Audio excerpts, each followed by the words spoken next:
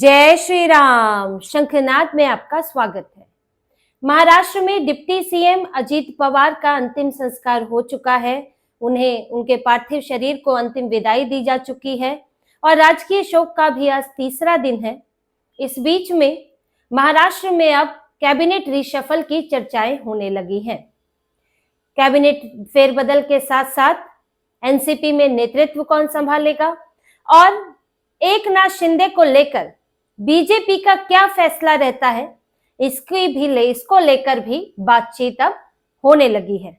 क्योंकि अजीत पवार के निधन से पहले जो मुद्दा था बीएमसी मेयर चुनाव को लेकर, जो महाराष्ट्र में हलचल थी वो बीएमसी मेयर चुनाव को लेकर ही थी, जिसमें एकनाथ शिंदे को लेकर बीजेपी में सख्त नाराजगी थी, मतभेद चल रहे थे। और कुछ दिनों बाद अब जब चीजें फिर से अपना पटरी पर आना शुरू होंगी तो आगे बीएमसी का मेयर चुनाव होगा ही।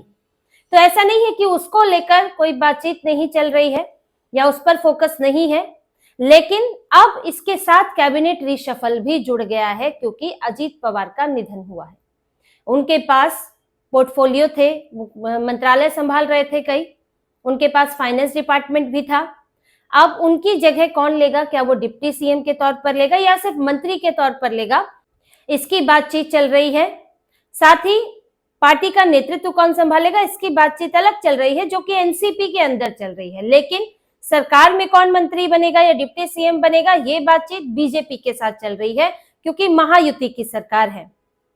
कल सुनेत्रा पवार से मीटिंग भी की है, कई एनसीपी के नेताओं ने, प्रफुल्ल पटेल थे, छगन भुजबल थे, इन लोगों ने बैठक की। कर्टसी मीटिंग की बात हो रही थी, लेकिन चर्चा यही हुई है कि कौन एनसीपी का नेतृत्व करे। सुनेत्रा पवार को डिप्टी सीएम का पद संभालने के लिए बोला जा रहा है और पार्टी का अध्यक्ष पद भी है और वो कौन संभालेगा इसकी भी चर्चा है। और साथ ही दोनों ही पार्टियां साथ में मर्ज होने वाली थी, एनसीपी एसपी और एनसीपी। अब ये किस तरह से होगा, इसको लेकर भी दो चीजें चल रही है कि या तो जिस तरह होना था, जो टर्म्स कंडीशन तय हो गए थे उसी के हिसाब से होगा, या फिर से इस पर बातचीत होगी। क्योंकि जैसा कि उनकी पार्टी के नेता भी बोल रहे हैं कि दोनों का मर्जर, दोनों पार्टियों का विलय जो है वो तय था और 8 फरवरी की तारीख तय की गई थी क्योंकि 5 फरवरी को जिला परिषद के निकाय थे, जिला परिषद के चुनाव थे और अजीत पवार ने कहा था कि उसके बाद हम विलय की घोषणा करेंगे और 8 फरवरी को होने वाला था। और इसमें यह भी तय था कि जो एनसीपी एसपी फैक्शन के जो नेता हैं उनमें से कुछ को मंत्री बनाया जाएगा। इसके लिए कैबिनेट में बदलाव होगा, जो एनसीपी कोटे के मंत्री हैं उनमें से कुछ हटेंगे और उनकी जगह एनसीपी एसपी कोटे से आएंगे। तो वो भी लगभग तय था कि किसको क्या जगह देनी है क्योंकि 8 तारीख तो आने ही वाली है। तो एक मर्जर प्लान बन गया था और उधर से सुप्रिया सुले का एनडीए में जाना, और क्योंकि अब देखिए शरद पवार की तो काफी उम्र हो चुकी है, तो उनके बाद तो बात सुप्रिया सुले की है और सुप्रिया सुले महाराष्ट्र की राजनीति में उनकी स्थिति ठीक नहीं है, मतलब उनकी वो पहचान नहीं है जो अजीत पवार की हुआ करती थी, इसलिए उन्हें केंद्र में ही सेटल करने की बात चल रही थी। अब जो होने वाला है इसमें ये तो तय है कि जो एनसीपी फैक्शन है जो इस वक्त सरकार में बैठा है वो सरकार से तो हटेगा नहीं। ये तो बहुत नामुमकिन वाली बात है क्योंकि जो अभी मंत्री बने हैं 10-11 इनके कोटे से मंत्री बने हुए हैं और वो मंत्री पद छोड़कर शरद पवार के साथ विपक्ष में तो बैठेंगे नहीं, तो इस बात का तो आप कयास लगा भी नहीं सकते हैं। ये होने की स्थिति आ जाएगी तो वो लोग पद छोड़कर बीजेपी में शामिल हो जाएंगे या शिंदे की पार्टी में चले जाएंगे, तो वो तो संभव नहीं है। और अब ये लोग किस तरह से आएंगे, बात सिर्फ इतनी चल रही है कि एनसीपी एसपी कोटे से कौन आएगा, कैसे आएगा, पुराने फॉर्मूले से आएगा, नए फॉर्मूले से आएगा। और शरद पवार का लीड करना भी मुश्किल लग रहा है क्योंकि जैसा कि उम्र की बात है ही, ऐसे ही नहीं वो तैयार हुए थे मर्जर के लिए। उनके पास अगर उनकी स्थिति होती तो वो अपना एनसीपी एसपी फैक्शन अलग चलाते। उन्हें पता है कि वो इतना एक्टिव नहीं रह सकते हैं और उनकी पार्टी में अब उसके बाद उनके कद का कोई अभी मौजूदा नहीं है। जो थे वो अजीत पवार थे लेकिन वो दूसरे से फैक्शन में थे। इन्होंने देख भी लिया जिला परिषद चुनाव में क्या हुआ है और उसमें जो अभी बीएमसी के चुनाव हुए और दूसरे निकाय चुनाव हुए हैं उनमें दोनों अपना गढ़ भी नहीं बचा पाए, पुणे में भी नहीं जीत पाए, पिंपरी चिंचवाड़ा में भी नहीं जीत पाए, तो इन्हें अलग होने का नुकसान साफ दिख रहा था। इसीलिए शरद पवार राजी हुए कि तैयार हुए, और उनका पिछला रुख भी देखा कि एनडीए के खिलाफ, बीजेपी के खिलाफ उनके कोई खास बयान नहीं आ रहे थे। सुप्रिया सुले भी बहुत सॉफ्ट हो गई थी मुद्दों को लेकर, क्योंकि अब वो एनडीए में शामिल हो नहीं जा रहे थे, और आगे भी यही संभावना है कि एनडीए का हिस्सा बनेंगे, क्योंकि आप ऐसा तो हो ही नहीं सकता कि एनसीपी, एसपी और एनसीपी का विलय हो और उसमें बीजेपी को लूप में ना रखा जाए, क्योंकि वो एनडीए का हिस्सा बनेंगे तो बीजेपी से तो बात होनी तय है। और सुप्रिया सुले क्योंकि केंद्र की राजनीति में एक्टिव है, तो उसमें जब तक बीजेपी हामी नहीं भरेगी तब तक एनसीपी, तब तक अजीत पवार साथ नहीं ले सकते। तो यहाँ पर ये तो तय था कि शरद पवार जानते थे कि एनडीए का हिस्सा बनना ही है, तो ये हो सकता है कि टल जाए, लेकिन आने वाले वक्त में होगा।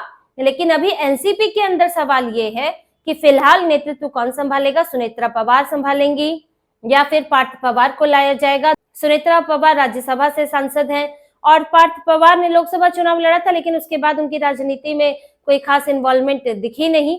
लेकिन अब क्योंकि अजीत पवार नहीं है, तो हो सकता है कि वो पार्टी का भार संभाले। डिप्टी सीएम अलग हो सकता है, अध्यक्ष अलग हो सकते हैं, तो उसी पर पार्टी के अंदर विचार चलेगा और उसी के हिसाब से एनसीपी कोटे से रिशफल होगा। लेकिन यहाँ पर एनसीपी से ज्यादा महत्वपूर्ण एकनाथ शिंदे की स्थिति चल रही है, क्योंकि बीजेपी एकनाथ शिंदे को कसने की तैयारी में है। ये चीजें अजीत पवार के निधन के बाद कुछ समय के लिए टल जरूर गई, लेकिन खत्म नहीं हुई है। इससे पहले जो एकनाथ शिंदे का व्यवहार था मेयर को लेकर, पहले होटल में गए, होटल से निकले तो अब सतारा फिर चले गए और यहाँ कैबिनेट मीटिंग में नहीं गए, जिस कैबिनेट मीटिंग में अजीत पवार गए थे, और उसके बाद उन्होंने कहा कि हम संयुक्त दल के रूप में पंजीकरण नहीं कराएंगे, इसमें सब अपने पार्षदों, कॉर्पोरेटर्स का पंजीकरण करा रही हैं पार्टियां। तो महायुति में ये था कि सब मिलकर हम पंजीकरण कराएंगे अपने एक ग्रुप के तौर पर।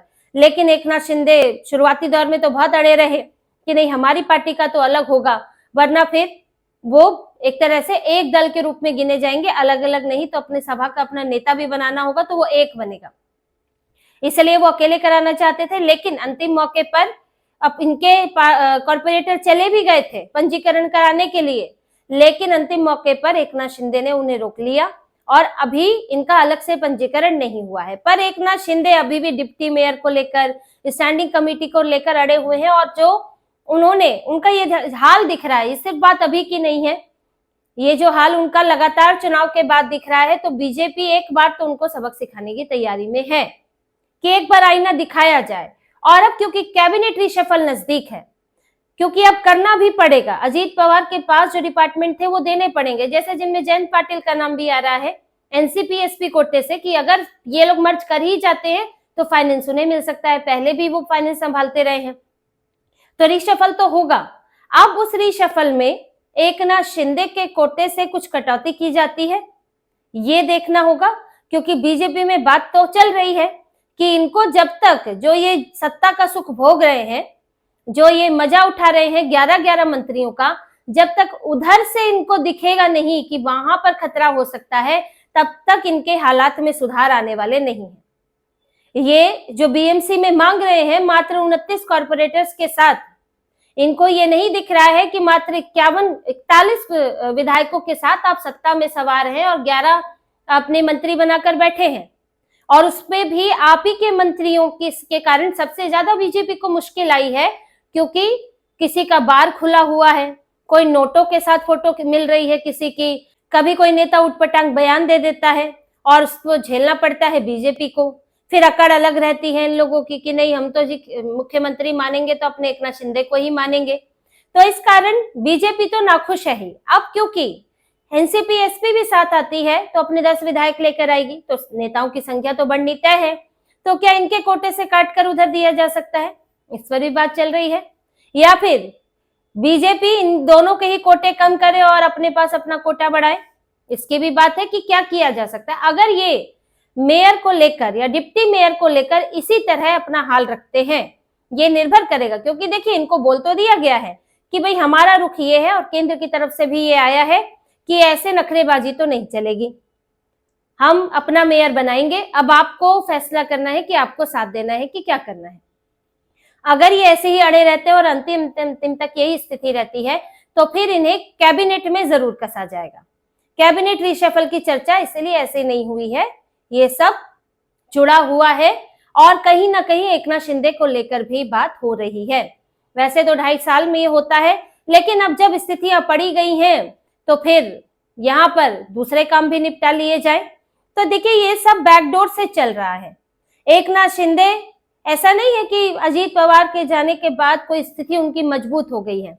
मीडिया में भी बड़ी चर्चाएं हैं, कुछ जगह लिखा जा रहा है, कहा जा रहा है कि अब जो एक मजबूत साथी के तौर पर है बीजेपी के पास वो है एकनाथ शिंदे, लेकिन ऐसा नहीं है। पहले तो बीजेपी अपने आप में मजबूत है, 132 विधायक है और जैसा कि हम पहले भी कहते आए हैं कि करीब 13-14 विधायक कम पड़ेंगे, वो कोई बड़ी बात होती नहीं है। पहले भी अल्पमत की सरकार तो पहले भी चलाई, वो भी शरद पवार के सहयोग से, वो कोई बड़ी समस्या है ही नहीं। वो तो अपना जैसे ही एकनाथ शिंदे हटते हैं तो वहां से उद्धव ठाकरे आ जाएंगे और कोई नहीं भी आए तो वो विधायक टूट जाते हैं, कुछ निर्दलीय भी रहते हैं, तो वो कोई बड़ी बात नहीं है। फिर दूसरी बात यह है कि एनसीपी कहीं नहीं जाने वाली। ऐसा नहीं कि अजीत पवार चले गए तो यहाँ अब एनसीपी भी चली जाएगी और शरद पवार जो हैं, ये एक बहुत सहज सिंपल फॉर्मूला लोग बता दे रहे हैं कि अच्छा अब दोनों मर्ज होंगी और फिर शरद पवार नेतृत्व करेंगे और शरद पवार तो कांग्रेस के साथ हैं तो वो विपक्ष में जाके बैठा देंगे। ऐसा नहीं होने वाला है, कोई विपक्ष में जाकर नहीं बैठेगा मंत्री पद छोड़कर, तो वो संभव ही नहीं है। इनका विलय होने में देरी हो सकती है, ये जरूर है, लेकिन विलय होकर ये विपक्ष में बैठेंगे, ऐसी मूर्खता कोई राजनीति में करता नहीं है। सब सत्ता में बैठे हुए हैं और किसी को कोई जरूरत नहीं है कि वो विपक्ष में जाकर वहां हंगामा करेगा, शरद पवार के पीछे पीछे चलेगा, तो वो संभव नहीं है। तो यहाँ अजीत पवार की पार्टी एनसीपी जो है वो कहीं नहीं जाने वाली है, वो यहीं रहेगी और उसका नेतृत्व कौन करेगा, ये उनकी अपनी पार्टी करेगी।